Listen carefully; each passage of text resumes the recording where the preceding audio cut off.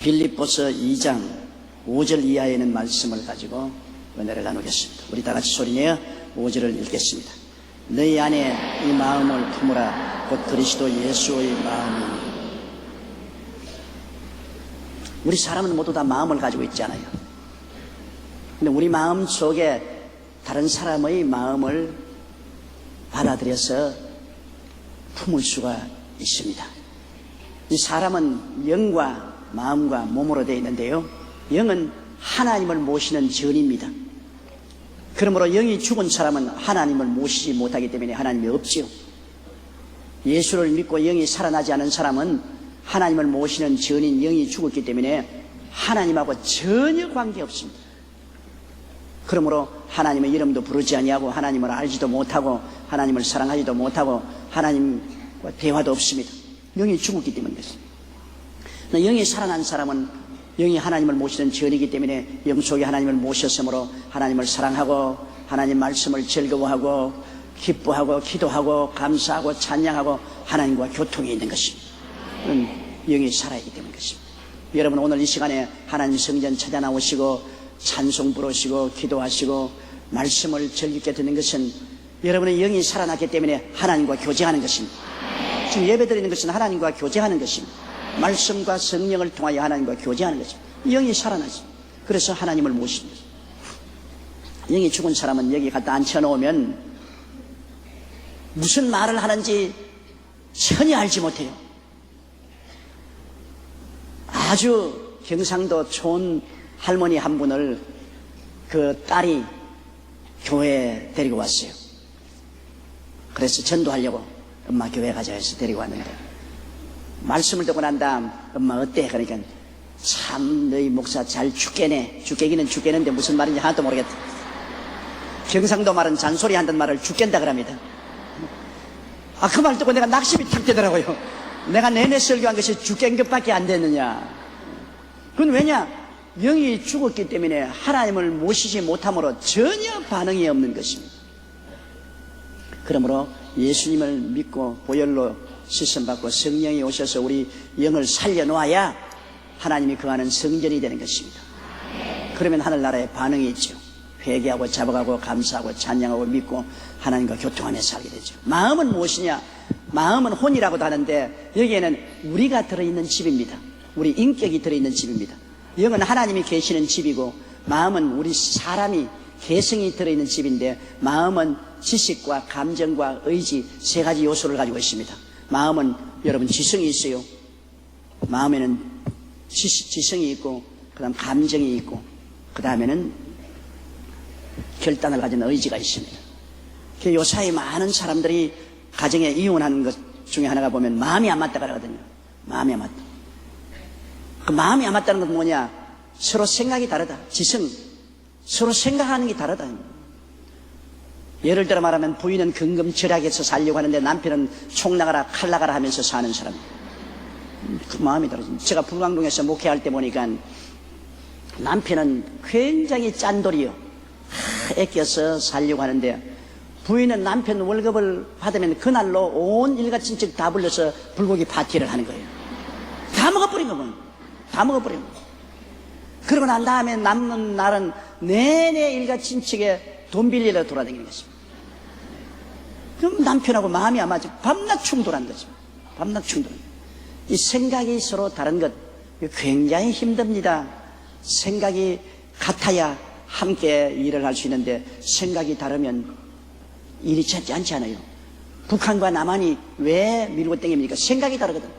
북한 사람은 어떻게 하더라도 남한을 잡아서 먹어야 되겠다. 생각이 그것입니다. 남한을 삼키려고 하는 것 생각이. 남한은 북한은 우리 동포니까 어찌한지 끌어안아야 되겠다. 서로 생각이 틀리기 때문에 일치가 안 되는 것입니다. 그리고 또 인격이라는 것은 마음에는 감정이 마음에 있습니다. 감정, 희노애락의 감정이 있는데 어떠한 사람은 감정이 무딘 사람이 있고 어떠한 사람은 감정이 굉장히 예리한 사람이 있습니다. 왜냐하면 똑같은 사람인데 손가락을 불에 넣고 어이구 뜨겁다. 그러나 생각, 아이고 뜨겁다.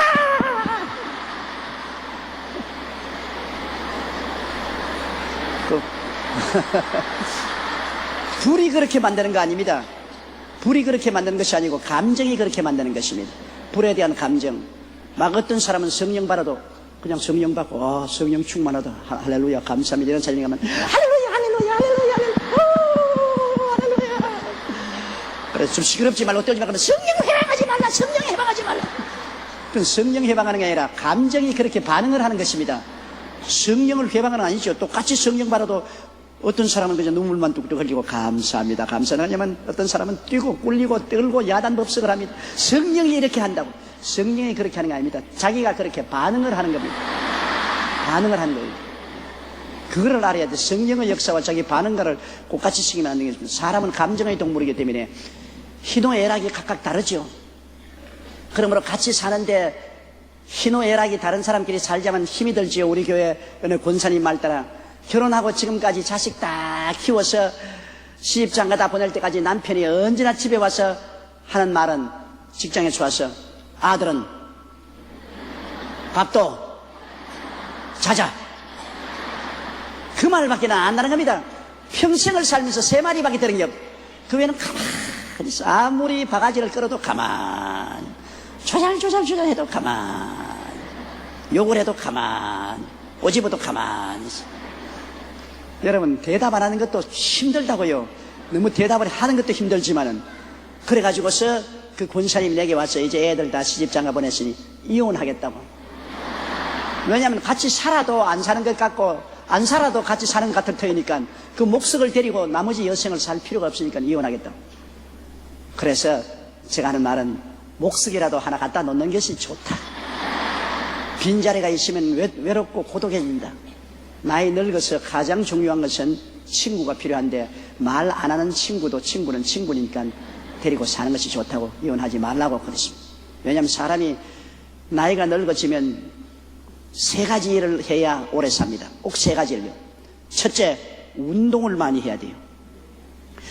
오늘 신문에 보니 110살 잡수시는 할머님이 세상 떴잖아요. 한시도 쉬지 않고 몸을 움직입니다. 이제 나이 들어서 다리에 힘이 없어 못 일어서니까 팔로만 자꾸 기어다녀가지고서 온 손바닥에 구둑살이 올랐다. 몸을 많이 움직여야 오래 삽니다. 운동을 많이 해야 돼요. 나이 먹을수록 운동을 많이 해야 돼요. 걷든지 무슨 체조를 한다든지 운동을 많이 해야 돼요. 그리고 음식 살찌게 하고 기름지게 한 것 먹지 말아야 돼요.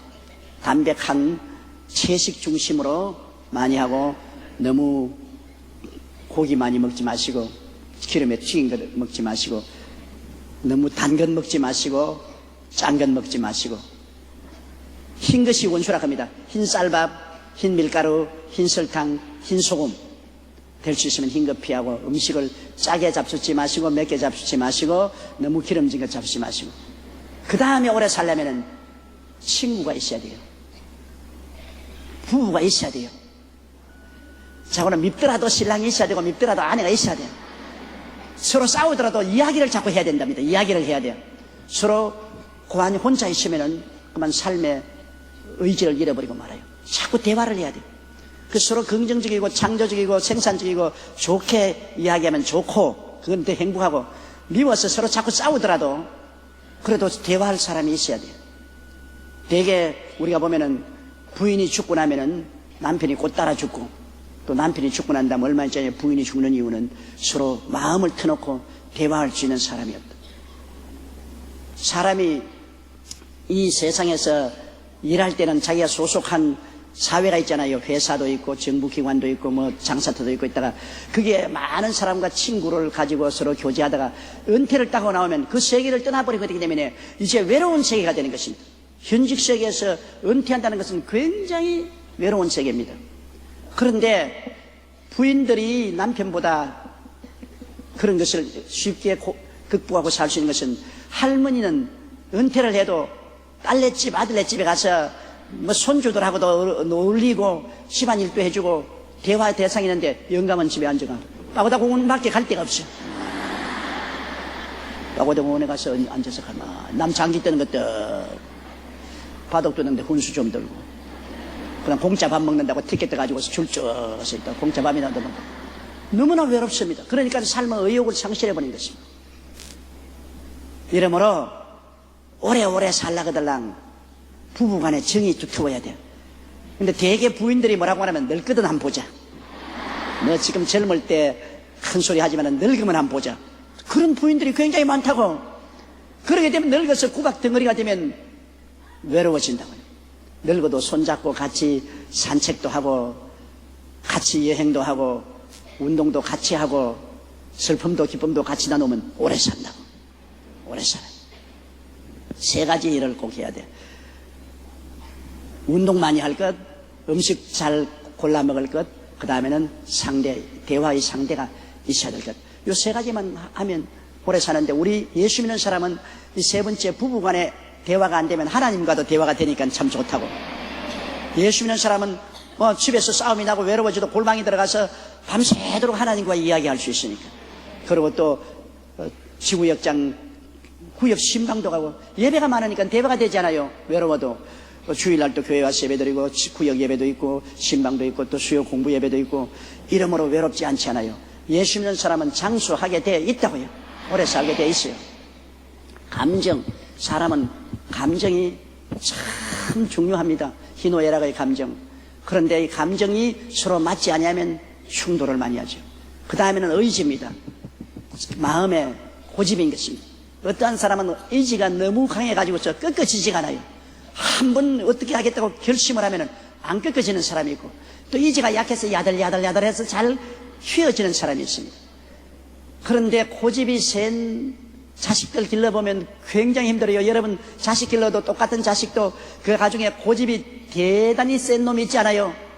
아주 고집을 부르고 막무가내로 말을 안 듣고 자기 고집대로 하려는 자식이 있는가 하면 야들야들하여 부모 말을 잘 듣는 자식도 있습니다. 자식을 징계해봐도 채찍만 들면 잘못했어요. 그런 자식이 있는가 하면 아무리 때려도 왜 때려? 그런 자식이 있습니다. 그러니까 의지도 참 중요해요. 야들야들한 의지를 가진 사람이 있는가 하면 완고한 의지를 가진 사람이 있습니다. 그러니 지식과 지적인 것, 생각과 감정과 의지, 이게 각각 다른 두 사람이 함께 산다는 것 보통 힘든 일이 아니지요. 부부가 서로 함께 백년해로 한다는 것 말이 쉬워 그렇지, 생각이 다르고 감정이 다르고 의지가 다른 두 사람이 오니까 생각이 부딪히고 감정이 부딪히고 의지가 부딪히고 항상 뚝딱거리다가 볼일 다 보는 겁니다. 부딪히는 거요. 그렇기 때문에 결혼하기 전에 많이 교제를 해보는 게 좋습니다. 결혼하기 전에 서로 만나서 서로 생각이 같은가, 감정이 서로 조화될 수 있는가, 서로 의지를 조화시킬 수 있는가. 제일 처음에 만나서 한 달쯤이야 서로 잘 빌라고 온갖 수단과 방법을 다 하지만은 사람이 6달 이상은 가식을 못해요. 6달 되면 본체가 다 드러나요. 그래서 사람이 대화를 해보는 것이 굉장히 좋습니다. 서로 대화하고 교제해보아서 이 사람하고 서로 같이 살 수 있는가 없는가를 살펴봐야죠. 똑 부러지게 맞아떨어지는 사람은 한 사람도 없어요. 그저 비슷하게 맞아떨어지면 참 행복한 일이지. 한 60%만 생각이 같고 감정이 같고 의지가 같으면 아주 좋지요. 그러나 20, 30%만 같고 70%가 다르면 그때로부터 평생 동안 싸우면서 살아야 되는 것입니다. 저 높은 곳을 향하여 싸우며 나가야 되는 것입니다. 그런데 이 다른 생각과 다른 감정과 다른 의지를 서로 좋아할 수 있는 길이 있습니다. 그 좋아할 수 있는 길이 뭐냐? 사랑인 것입니다. 사랑은 허다한 허물을 덧나니라. 사랑은 생각이 서로 달라도 그 생각을 포용하고 참을 수가 있습니다. 사랑은 감정이 서로 달라도 감정을 억누르고 참을 수가 있습니다. 사랑은 의지가 달라도 그것을 용납할 수가 있습니다. 사랑은 모든 것을 묶는 주되는 것입니다. 사랑 없으면 여러분 사람들이 절대로 생각과 감정과 의지가 다른 두 사람 이상이 하나로 살 수가 없습니다. 사랑, 그렇기 때문에 예수 믿고 하나님의 사랑을 받은 사람이 언제나 서로 같이 살 수 있는 확률이 제일 큽니다. 사랑이기 때문입니다. 미국의 유명한 철학자 에만슨이라는 사람이 농장에 갔는데요.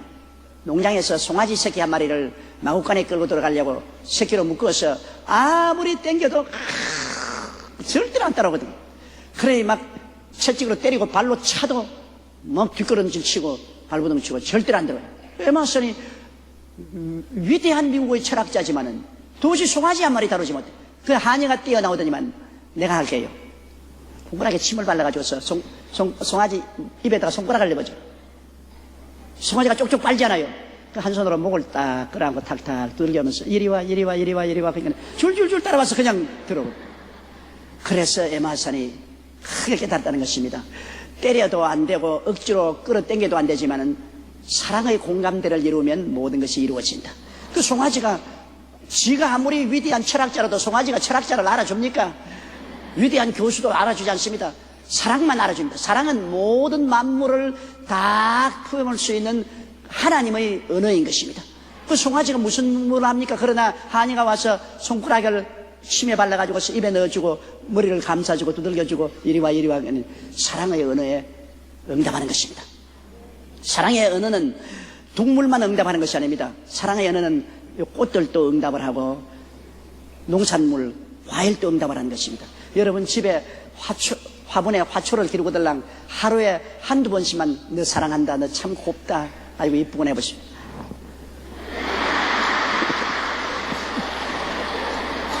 사랑에 응답하는 겁니다. 사랑에 응답해요. 그러나 화분을 한 구석에 처박아 놓고 그냥 물도 주는 동 마는 동 천대를 하면 그 농사 짓는 사람도 자기 밭이나 덜에 가서 아이고 잘 짰냐, 덥지, 충분히 물이 있느냐, 나 너 좋아한다, 그렇게 사랑해주면 과일나무도 곡식들도 다 활기차게 자란다는 것입니다. 사랑은 우주적인 언어인 것입니다. 그러므로 사랑은 서로 마음이 달라도 하나로 묶을 수 있는 힘이 생깁니다. 사랑만이요. 사랑 없으면 아무리 생각이 같아도 감정이 같아도 이지가 같아도 완전하게 합칠 수는 없습니다. 그러나 사랑이 있으면 생각이 꽤 틀려도 감정이 꽤 틀려도 의지가 꽤 틀려도 사랑은 그를 끌어안을 수가 있는 것입니다. 이 사랑이 어디서 옵니까? 이기주의적인 인간이 그 사랑을 가질 수 있나요? 하나님을 믿고 예수님을 받아들일 때 하나님의 사랑, 예수님의 사랑이 성령으로 우리 마음에 부은 바가 되는 것입니다. 부모가 자식을 사랑하는 것처럼 우리도 예수 그리스도의 사랑을 받게 되면 그 기도와 사랑을 통해서 우리의 마음의 모든 맞지 않는 것을 극복할 수가 있는 것입니다. 늘 여러분 하나님께 사랑을 달라고 하십시오. 왜냐하면 상대방의 생각을 못 바꾸고 감정을 바꿀 수가 없고 그 고집을 꺾을 수가 없을 때는 그것을 용납하는 것입니다. 내가 용납 못하면 갈라지는 수밖에 없어요. 그 용납할 수 있는 것은 사랑밖에 없습니다. 그러므로 사랑은 내 사랑으로 안 되기 때문에 하나님 내게 사랑 주시옵소서. 예수님이 십자가에 못 박여 죽으신 그 큰 사랑을 내게 주셔서 내가 저를 용납하게 해주시옵소서. 그를 용납해주면 변화를 시킬 수가 있는 것입니다. 내가 사랑으로 용납해주면 상대방이 나를 용납해주는구나. 상대방의 생각도 바꾸려고 하고 감정도 억제하려고 하고 고집도 버리려고 하는 것입니다. 사랑이 변화시킵니다. 사랑 이외에는 변화시킬 수가 없어요. 상대를 변화시킬 수 있는 힘은 사랑입니다. 내가 변화되어야 상대가 변화되지요. 남을 변화시키려고 애를 써도 내가 변화 안 되면 변화 못 시키죠. 내가 사랑으로 변화되면은 그 사랑이 상대를 변화시키는 것입니다. 어떤 집에 아들이 하나 있었는데요. 교통사고가 나서 눈이 다 실명되고 말해서 장님이 됐습니다. 그러니까 이 아들이 그냥 실망해가지고서 밥도 안 먹고 물건 다 깨뜨리고 고함을 치고 뭐 사람이 완전히 비뚤어져 버렸습니다. 그런데 그 아들에게 기쁜 소식이 왔습니다. 어떤 사람이 누나를 하나 기증해 주겠다. 그러니까 그 아들이 하는 말이 누나를 하나만 가지고 어떻게 살란 말이고 두 누나를 다 가져야지. 그래서 그 어머니가 야 누나를 하나만 가지고도 얼마나 다행하냐. 두 누나를 다 가지고 있으면 좋겠지만은 불행한 가운데 한 눈이라도 떠서 이렇게 보고서 살면 얼마나 좋으냐. 그러지 마라. 그래서 누나를 기증을 받았어요. 기증을 받아가지고서 얘가 이제 수술을 받고 붕대를 이렇게 끼면서 내내 불평입니다. 눈알 하나만 가지고 어떻게 살란 말이야. 둘 가지고 살기도 힘든데 한 눈 가지고 어떻게 산단 말이야. 그 어머니가 눈알 하나만 가지고도 고맙게 여기라. 얼마나 감사하냐. 눈알 하나를 가지고도 감사하라. 내내 불평하다가 치료가 다 돼서 붕대를 뜯고서 보니까 자기를 내다보이는 어머니 눈물을 뚝뚝 흘리는데 어머니 눈알 하나가 없습니다. 그 눈알 하나를 기증한 것이 엄마였습니다. 자기 눈알 하나 뽑아서 아들에게 준 것입니다. 그러면서 아들아, 내가 너에게 눈알 2개를 다 뽑아줄 수 있지만은 그러면 내가 평생 너에게 짐이 되지 않겠느냐. 눈알 2개 없는 애미가 어떻게 살겠노. 그래서 너에게 짐이 안 되려고 내 눈알 하나만 뽑아주었다.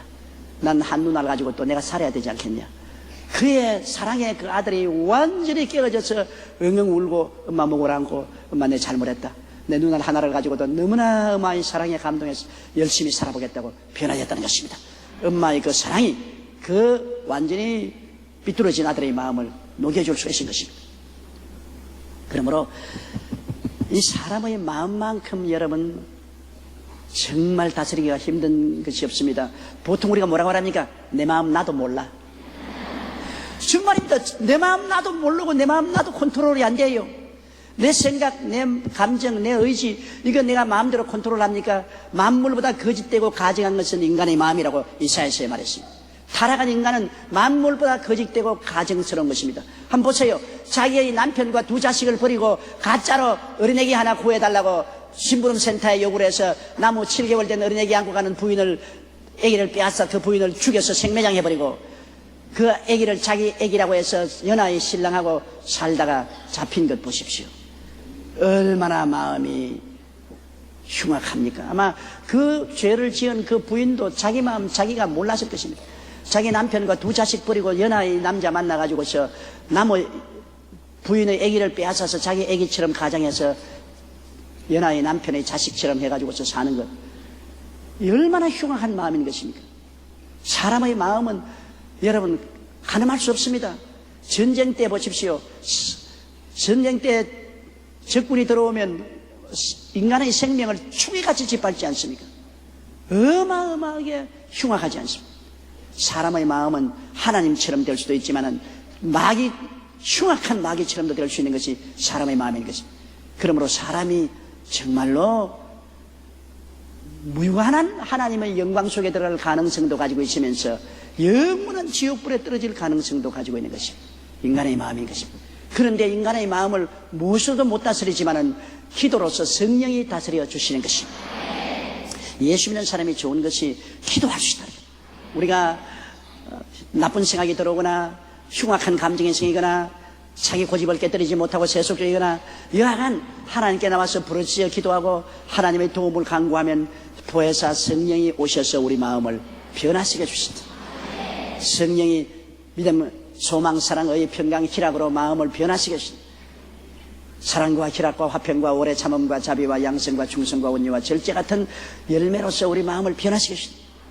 우리 예수 믿는 사람에게 가장 행복이 성령이 기도할 때 우리에게 오셔서 우리를 변화시켜 주신다. 그러므로 기도실에 들어갈 때 사람하고 기도하고 난 다음 나올 때 사람하고 틀립니다. 얼굴에 광채가 틀리고 말이 틀리고 행동이 틀립니다. 기도하러 들어갈 때는 인간적인 마음을 가지고 들어갔으나 기도할 동안에 성령이 오셔서 변화시켜서 변화된 사람으로 기도실에서 나올 수가 있는 것입니다. 그렇기 때문에 우리가 항상 기도하라는 이유가 그게 있는 것입니다. 언제나 기도함으로 하나님의 성령이 우리 마음을 변화시키고 우리가 말씀을 들을 때 마음이 변화되고 우리가 기도할 때 마음이 변화되는 것입니다. 그러면 말씀을 읽고 듣고 하는 것을 게을리하지 말고 기도하기를 게을리하지 말아야 될 것은 그래서 하나님의 뜻을 쫓은 변화된 마음을 우리가 가지고 살게 되는 것입니다. 악한 자의 마음을 떠나고 죄인의 마음을 떠나고 오만한 자의 마음을 떠나고 우리가 언제나 주님의 뜻대로 살 수 있는 마음으로 변화될 수 있는 것입니다. 그런데 이 성경에는 예수 그리스도의 마음을 품어야 했습니다. 예수님의 생각을 품어라. 예수님의 감정을 품어라. 예수님의 의지를 품어라. 여러분, 예수님의 생각은 뭡니까? 예수님의 생각은 하나님 생각으로 꽉 들어차 있습니다. 예수님의 마음은 무슨 마음, 감정입니까? 예수님은 사랑의 감정으로 꽉 들어차 있습니다. 예수님의 결단은 뭡니까? 죽더라도 하나님을 따라간다는 충성이 꽉 들어차 있습니다. 우리 늘 예수님을 쳐다보고 예수님처럼 하나님으로 꽉 들어차고 예수님처럼 사랑으로 꽉 들어차고 예수님처럼 하나님께 절대 충성으로 꽉 들어차야 되겠다. 예수님의 마음을 본받으라. 마음을 본받으라. 마음은 서로 비춥니다. 여러분, 맑은 물은 하늘이 비추지 않아요. 거울은 우리 얼굴을 비추지 않아요. 사람의 마음은 사람의 마음을 서로 비춥니다. 이심전심이라는 말이 있습니다. 말을 안 해도 마음이 마음을 비추는 것입니다. 그러므로 부모님의 마음은 자식들에게 비추는 것입니다. 선생님의 마음이 자식들에게 비추는 것입니다. 어른의 마음이 젊은이 마음에 비추는 것입니다. 마음은 서로 말을 안 해도 비춰요.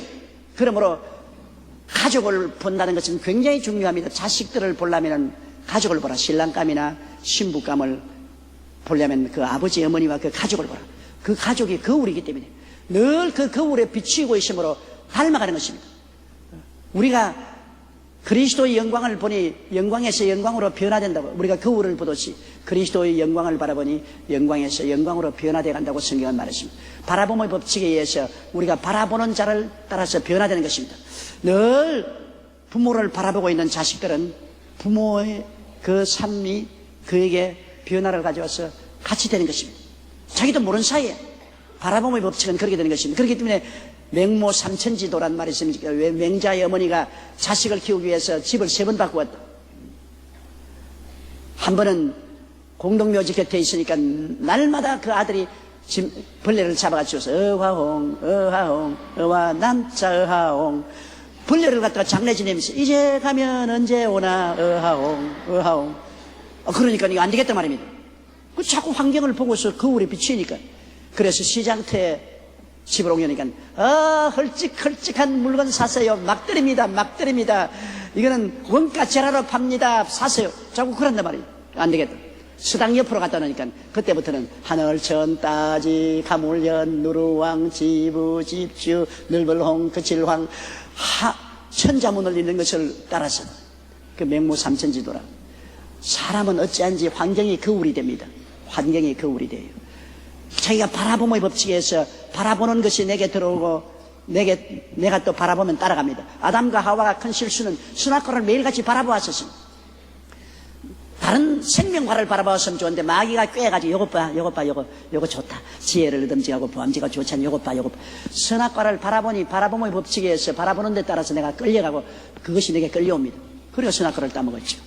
그렇기 때문에 우리가 살아가는 환경은 굉장히 중요하고 친구도 굉장히 중요하고 가장 중요한 것은 6살 동안에 인간의 인격의 기본이 형성되는데 6살 동안에 누구하고 제일 많이 삽니까? 부모님하고 제일 많이 삽니다. 그러므로 부모님을 완전히 인격의 기반에 담게 되는 것입니다. 어찌할 도리가 없어요.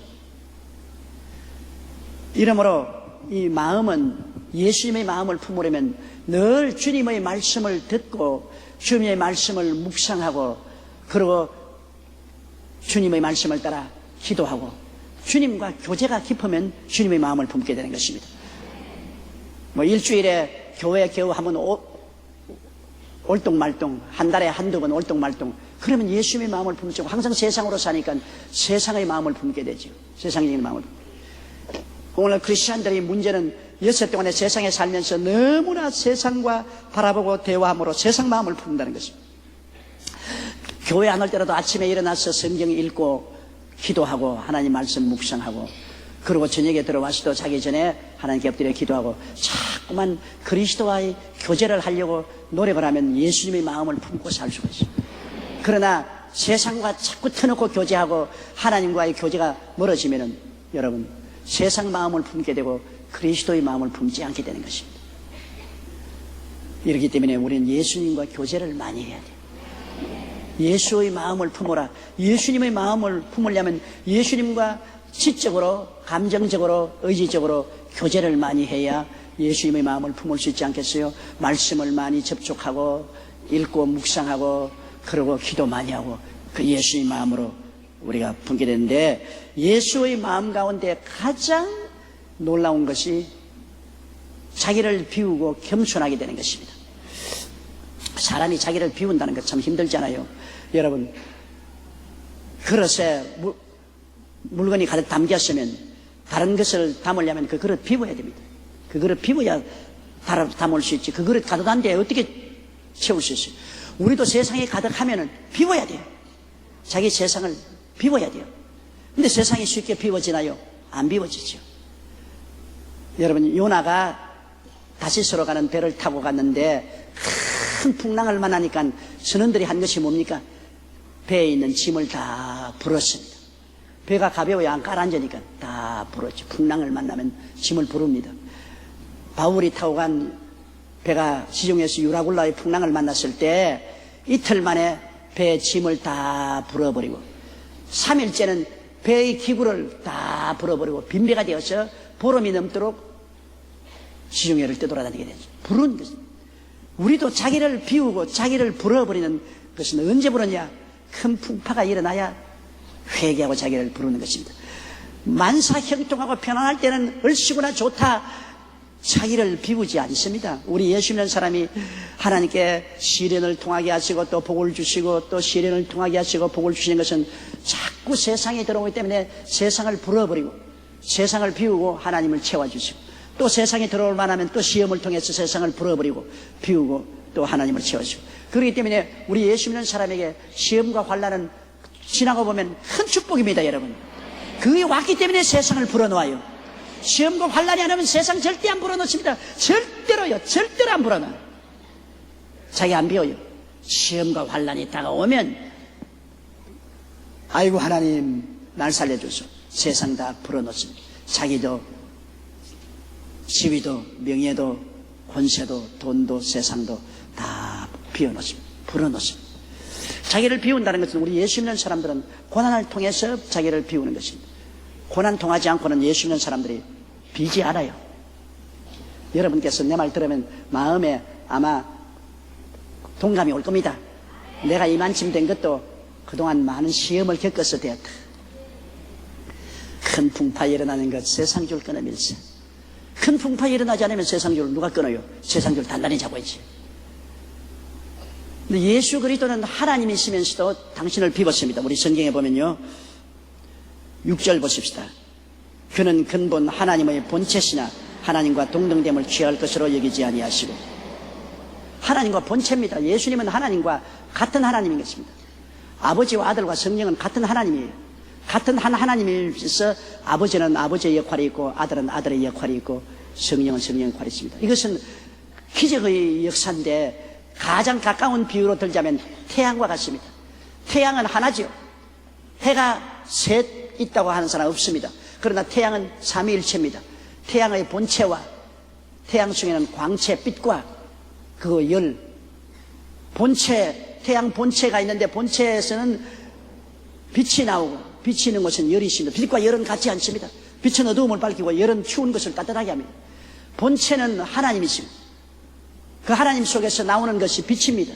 빛은 예수님이시고 그 하나님 태양과 빛 가운데서 나오는 따뜻한 열은 성령입니다. 따뜻한 열은 비유컨대. 그러므로 태양은 하나지만은 태양은 본체와 빛과 열이 있어 삼위일체인 것처럼 하나님은 한 하나님이십니다. 하나님 한 하나님이신데 하나님 아버지 계시고 아버지에서 아들의 역할이 있고 성령의 역할이 있는 삼위일체입니다. 이거는 하나의 신비요 인간의 수학적인 개념으로는 해석할 수 없는 신비인 것입니다. 하나님은 영원히 계시도 외롭지 않습니다. 아버지와 아들과 성령 삼위 하나님이 같이 있기 때문에 외롭지 않아요. 여러분 이슬람의 종교는 그것은 사탄인 것은 사랑이 없습니다. 이슬람은 사람들 죽이잖아요. 요사이 여러분 중동에서 테러를 하고 폭탄을 일으키고 죽이는 건 전부 이슬람 아닙니까? 그 왜냐? 이슬람은 알라신 하나만 있다는 겁니다. 영원토록. 하나만 있으면 어마어마하게 고독한 신이요 사랑을 모르고 미움의 신입니다. 미움의 신. 사람이 혼자 살면 다른 사람하고 대화가 없기 때문에 굉장히 고독하고 사랑이 없어집니다. 왜? 아무도 사랑은 주고받는 것이 사랑이지 혼자서는 사랑할 수가 없어요. 사랑을 주고 사랑을 받아야죠. 그런데 영원히 혼자 있는 고독한 신은 너무나 고독하고 너무나 이해할 줄 모르고 너무나 무시무시한 미움의 신입니다. 그러므로 여러분, 이슬람 교회는 이해가 되지 않죠. 사람을 칼로서 목을 베어서 죽이고 폭탄 테러로 하고 뭐 어마어마한 테러 사건은 전부 이슬람 교회에서 나타나고 있는 것입니다. 그건 왜냐? 그들의 근본적인 알라 신이 유일신입니다. 그러나 우리 하나님은 삼위일체의 하나님입니다. 왜? 아버지와 아들과 성령이 동시에 계시기 때문에 이해와 동정과 사랑이 넘쳐나는 것입니다. 아버지는 아들을 사랑하고 아들은 성령을 사랑하고 성령은 아버지와 아들을 삼위일체 하나님. 그러므로 하나님 속에는 여러분 사랑이 있고 이해가 있고 동정이 있고 인내가 있고 교통이 있고, 그러므로 우리 하나님은 사랑의 하나님. 하나님을 우리가 믿을 때 우리 속에 사랑의 넘쳐남을 체험할 수가 있는 것입니다. 그런데 예수님은 하나님이신데도 불구하고 하나님 아버지의 뜻이 사람을 구원하기 위해서는 하나님이 사람으로 오셔야 되기 때문에 하나님이시면서도 하나님의 자리는 내어놓고 신성은 비우지 않았습니다. 예수님은 완전한 하나님이 완전한 사람이 된 것입니다. 그는 하나님이라는 그 자리는 비우시면서도 신성을 가지고서 이 땅에 내려온 것입니다. 그러므로 그는 근본 하나님의 본체니까 하나님 신성인데 본체 하나님이신데 하나님과 동등됨을 취할 것으로 여기지 아니하시고 하나님의 뜻이 우리 인류를 구원하기 위해서는 사람으로 와야 된다고 하기 때문에 하나님 자리를 떠난 것입니다. 아버지와 똑같은 하나님으로 남아있지 않고 하나님의 자리를 떠난 것입니다. 7절요, 오히려 자기를 비어 종의 형체를 가져 사람들과 같이 되었고, 하나님 자리를 떠나서 동정녀 마리아의 몸을 통해서 사람의 몸을 얻었습니다. 종의 몸을 형체를, 사람은 종같이 천하게 되지 않습니까? 죄의 종이 되지 않았습니다. 종의 형체로서 인간의 형체를 주님 얻었습니다. 그러나 우리하고 다른 것은 예수님은 철저히 사람이나 철저히 하나님입니다. 완전한 하나님이 하나님의 신성을 가지고 완전한 사람이 되셨습니다. 그건 예수님의 사역 속에서 보십시오. 예수님이 사람이면은 어떻게 물을 포도주로 변화시킵니까? 사람은 그건 못하잖아요. 그는 사람임과 동시에 신성을 가지고 있기 때문에 물을 포도주로 변화시켰습니다. 어떻게 사람이 5병영으로 5천명이 12만이 남게 합니까? 사람이면서도 그는 신성을 가지고 계셨습니다. 사람이 어떻게 물으로 걷습니까? 사람이 어떻게 죽은 자를 살립니까? 예수님의 생애 속에 보면 그는 완전한 사람이, 배고프시고 피곤하시고 우시고 완전한 사람의 희노애락의 감정을, 지정의를 다 가지고 계시면서도 또 그 속에 사람이 상상할 수 없는 위대한 힘이 생겨납니다. 나사로를 무덤에 들어간 지 나흘째 됐는데도 불러내니까 살아나오고, 회당장의 딸도 달리다고 많이 살아나고, 난성 과부의 아들이 상여 메고 가는데 뚜껑 열어서 살려기를 기쁘시고, 사람은 도저히 할 수 없는 하나님만 하는 일을 하십니다. 예수님이란 정말 신비합니다. 그는 하나님의 자리는 떠났지만 신성은 그대로 가지고 완전한 하나님이 완전한 사람으로 오신 것입니다. 신성과 인성이 완전히 결합된 것입니다. 중세 어떠한 사람들은 예수님은 완전한 사람이 아니다, 사람같이 보였을 따름이지 사람이 아니라 그랬습니다. 그건 거짓말입니다. 예수님은 동정녀 마리아를 통해서 우리처럼 어린애기로 태어나셨습니다. 그러나 그 속에 있는 예수 그리스도의 영혼은 신성을 가지고 있습니다. 우리 영혼하고 틀려요. 예수님은 신성을 가지고 우리와 똑같은 육체를 얻었습니다. 그러나 육체도 또 다른 것은, 우리는 아담의 씨를 받았으나 예수님은 성령으로 잉태됐기 때문에 그 몸에 흐르는 피는 죄 없는 피가 흘렀습니다. 우리는 모두 다 죄 있는 피입니다. 배총이라는 희한한 기적이 있습니다. 여러분, 배총이 있지 않습니까?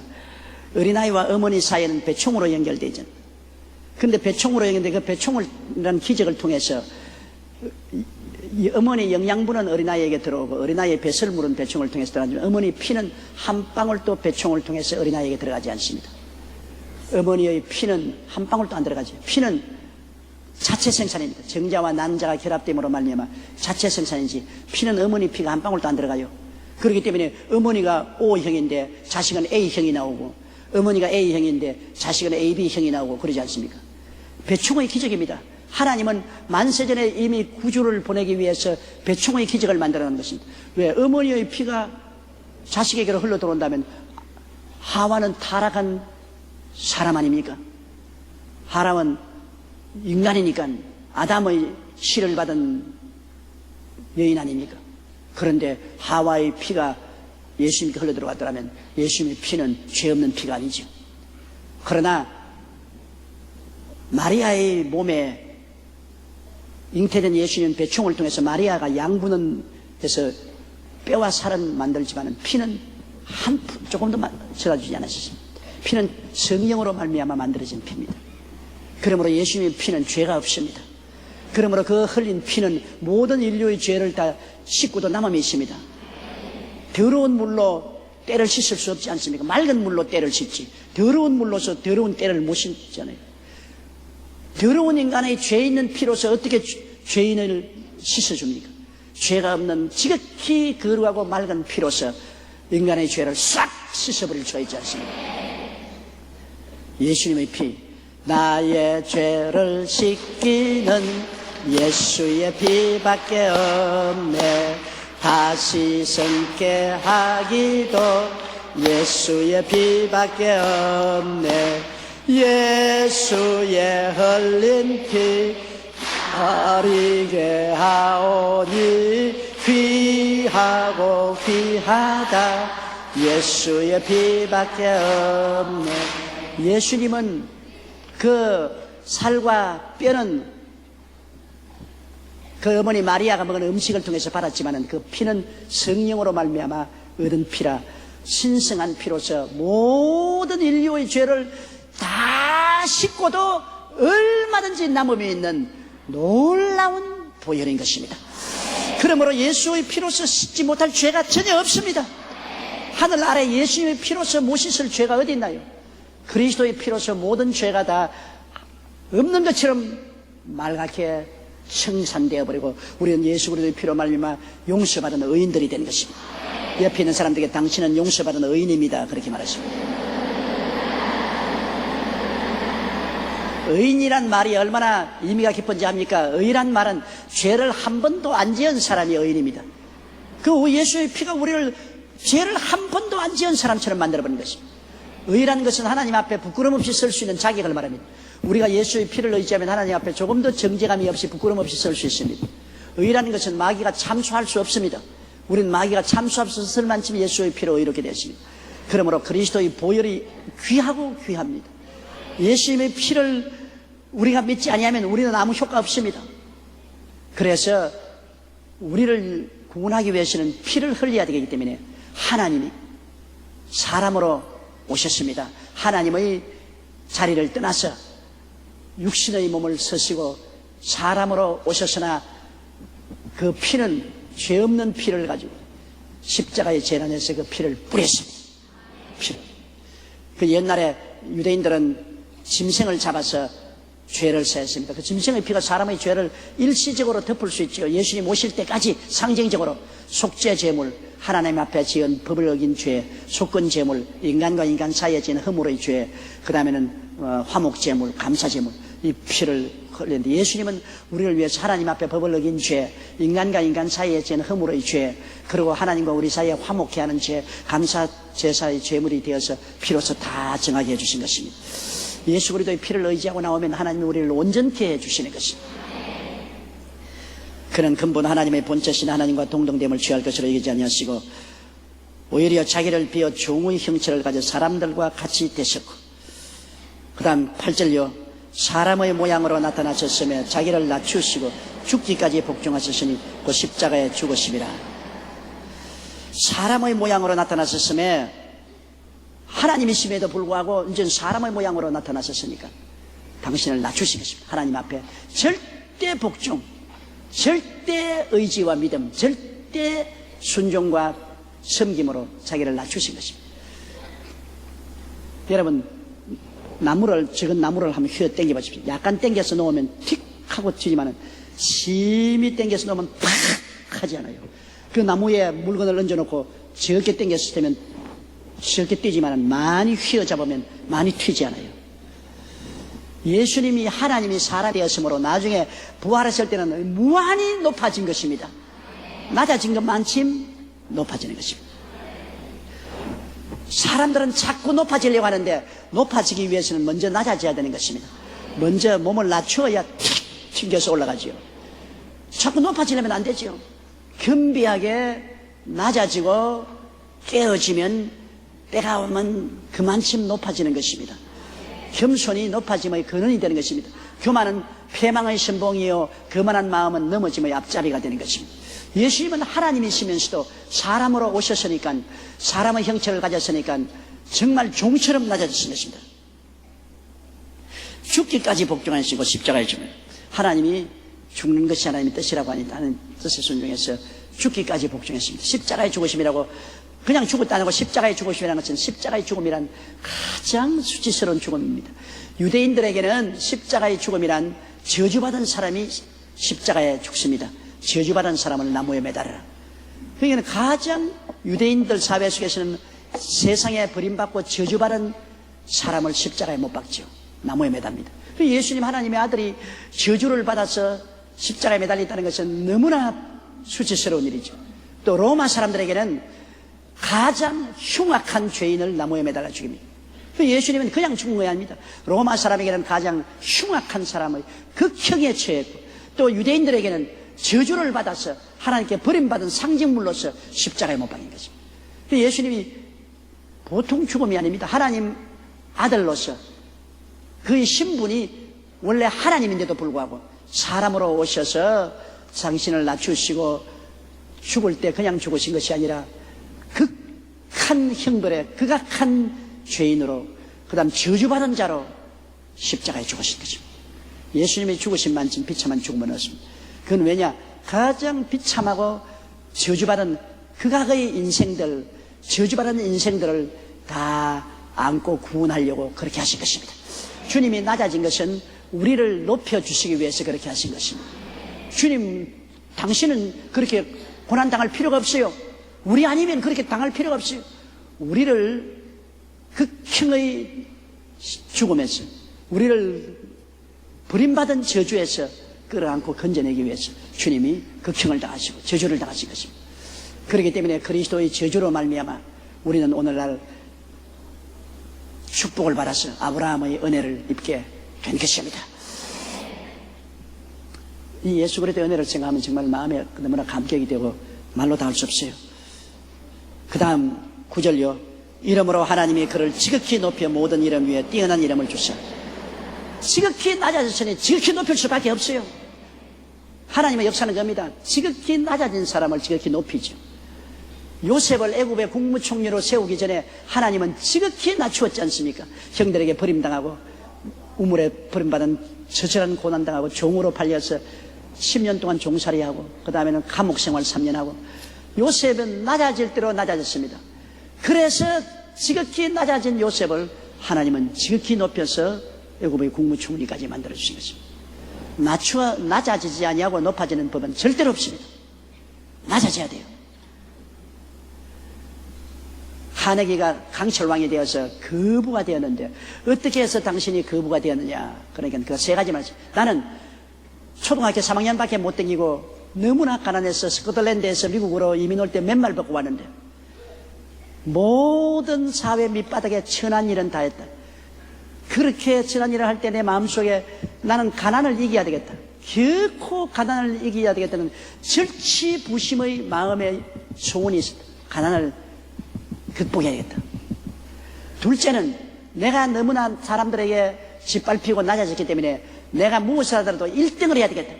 최고가 돼야 되겠다는 소원이 있었고, 셋째, 나는 배운 것이 없기 때문에 하나님밖에 의지할 수가 없었다. 뭐 학력도 없고 재력도 없고 백도 없고 아무것도 없으니까 죽도록 하나님께 의지했다. 그래서 세계 최고의 부자가 되었다. 카네기가 최고의 부자가 된 것은 그가 눈물을 흘리고 빵 조각을 먹어보았기 때문인 것입니다. 너무 가난하기 때문에 가난을 몸서리치고 가난을 극복하겠다는 뜨거운 소원이 있고 1등이 되겠다는 열망이 있고, 그 다음에는 하나님께 의지했다. 낮아져야 높아질 수 있지 낮아지지 않고 높아지지는 않습니다. 낮아지지 않고 높아지면 그 다음에는 그 높은 자리를 유지하지 못합니다. 곧장 교만해지고 오만해져서 망신을 당하고 흐트러지고 마는 것입니다. 낮아져야 돼요. 그럼 우리는 우리의 삶 속에 스스로 늘 낮아지는 것을 배워야 됩니다. 자기가 스스로 잘났다고 생각하고 교만해지는 것을 경계해야 됩니다. 우리가 교만할 거리가 없어요. 우리가 모든 것 다 하나님께로부터 받은 것인데 받은 것 가지고 자기 것인 것처럼 자랑을 뭐합니까? 생명도 하나님께 받은 것이고 우리 부귀 영화도 다 하나님이 복을 주셔서 하나님께로부터 받은 것이니 하나님께 감사할 것밖에 없지 자랑할 것이 뭐가 있어요? 자랑할 것은 예수 그리스도와 하나님 아버지밖에 없는 것입니다. 그러므로 예수님께서 끝까지 낮아졌으므로 하나님은 지극히 높아주신 것입니다. 사람이 우리를 높이는 건 아닙니다. 하나님이 높여주는 것입니다. 우리를 높이는 것이 동이나 서해나 남에서 오지 않고 하나님께로부터 오는 것입니다. 하나님께로부터 오는 것입니다. 하나님이 높여주시면 낮출 자가 없고 하나님이 낮추면 높일 자가 없습니다. 여러분이 하나님을 겸손하게 섬기면 때가 이르면 하나님이 높여주시는 것입니다. 10절요. 하늘에 있는 자들과 땅에 있는 자들과 땅 아래에 있는 자들로 모든 무릎을 예수의 이름에 꿇게 하시고 모든 입으로 곧 읽으십시다. 모든 입으로 예수 그리스도를 주라 시인하여 하나님 아버지께 영광을 돌리게 하셨느니라. 예수님을 얼마나 높였느냐. 예수님이 물론 하나님의 자리를 회복했지만은 그가 죽었다가 부활하심으로 만왕의 왕 만주의 주가 되게 만들어진 것입니다. 사람을 심판하는 자격을 얻게 된 것입니다. 그래서 하늘에 있는 모든 천군 천사들이 다 예수님 앞에 무릎을 꿇고 땅에 있는 모든 만물이 예수 앞에 다 무릎을 꿇고 땅 아래에 있는 모든 음보의 세력의 마귀들도 주님 앞에 무릎을 꿇고 벌벌 꿇도록 천상천하에 그리스도를 가장 위대한 왕으로서 주님께서 세워주신 것입니다. 우리 예수님이 만왕의 왕 만주의 주. 그런데 놀라운 것은 그 만왕의 왕 만주의 주의 아내가 누구냐? 교회가 바로 그 아내인 것입니다. 우리 보잘것없는 우리들은 너무나 은혜를 받아가지고서 아무것도 안 하면서도 예수님 덕분에 그리스도와 함께 왕된 자리에 올라가게 된 것입니다. 그리스도와 함께 상속을 받고 그리스도와 함께 다스리게 된 것입니다. 참 너무 좋아가 어떻게 할지는 모르겠어요. 도대체 이게 웬일이에요? 왜 그래요? 정말로 어린애들 말로 거지 뒷다라지 같은 우리가 예수 그리스도와 함께 아버지 앞에 상속을 받고 그리스도와 함께 왕노릇하게 됩니다. 모든 천군 천사들이 나중에 우리가 부활했을 때 우리 앞에 무릎을 꿇고 모든 세상의 군왕들이 다 무릎을 꿇고 모든 사탄과 귀신들이 다 무릎을 꿇고 그렇게 그리스도와 함께 다스리는 자리에 우리가 올라가게 되는 것이니까 지금은 잠시 낮아져 있지만 내년 부활의 날에는 그리스도와 함께 우리가 인생을 살게 되므로 생각해 보십시오. 허물과 죄로 죽은 우리를 그리스도와 함께 살리시고 또 함께 일으키사 그리스도 예수 안에서 함께 하늘에 앉히시니 우리는 그리스도와 함께 사는 존재들이 된 것입니다. 이러므로 우리의 존재가 하나님 안에서 얼마나 귀하다는 것을 알아야 됩니다. 하나님이 얼마나 우리를 사랑하셔서 우리에게 구원을 주시려고 하나님 예수를 보내셔서 우리 위해서 몸짓고 피 흘려 죽게 하시고 우리를 끌어안고 구원하셔서 하나님 자리에까지 올라가게 만들어 주셨으니 인간이 정말로 하나님이 멋지게 만드는 것입니다. 천사를 그렇게 만들어주지 않았습니다. 천사보다 못하게 된 우리들이라도 장차는 천사보다 높은 자리에 올라가도록 한 하나님이 인생을 얼마나 사랑한다는 것을 우리가 알고 우리 아버지께 감사하고 예수님께 감사하고 성령님께 감사하고 우리 믿음 소망 사랑을 가지고 충성을 다해야 될 것입니다. 우리가 항상 예수님을 높이고 감사하고 예수님께 찬양하면 그렇게 할수록 아버지가 우리를 더 좋아하시는 것입니다. 왜? 예수 그리스도는 아버지에게 절대 복종해서 하나님 자리도 버리고 와서 희생을 내서 아버지의 뜻을 이루어서 우리를 구원해 주십니다. 우리는 예수 그리스도 때문에 이 천하고 버림받은 인생이 귀하고 귀한 하나님의 자녀까지 되고 그리스도의 신부가 되었습니다. 하나님도 예수님을 너무나 기뻐하시고 우리도 예수님을 너무나 사랑하고 존경해야 되는 것입니다. 예수 이름을 찬양하고 감사하고 존경할 때 하나님은 너무나 좋아합니다. 하나님은 자꾸 예수 이름만 들어도 좋아하십니다. 하나님은 예수 이름만 들어도 오케이 파이팅 파이팅 파이팅 예수 이름만 들어도 하나님이 그렇게 좋아하시는 것입니다.